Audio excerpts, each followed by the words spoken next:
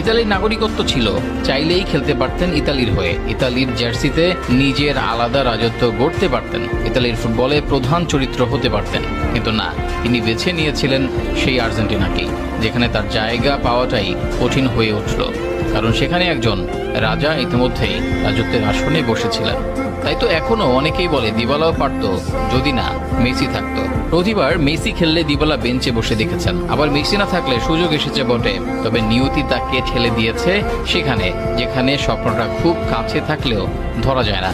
আর সেই নিয়তির নাম ইনজুরিটাই বারবার তাকে সুযোগ থেকে দূরে ঠেলে দিয়েছে। এই যে সামনে আর্জেন্টিনার দল ঘোষণা হবে, সব ঠিক থাকলে দিবালার নামটাও থাকতে পারত, কিন্তু ওই যে নিয়তির নাম ইনজুরি দিবালার দরজায় এসে হাজির। রোমার হয়ে শেষ ম্যাচটায় পেনাল্টি নিতে গিয়ে ইনজুরিতে পড়লেন, যদিও পেনাল্টি থেকে গোল ঠিকই আদায় করে নিয়েছেন, ক্লাবকে জয় এনে দিয়েছেন, কিন্তু সেইখানেই আবার থেমে গেলেন। জাতীয় দলে ফেরার যাত্রায় আবারও দূরত্বে চলে গেলেন।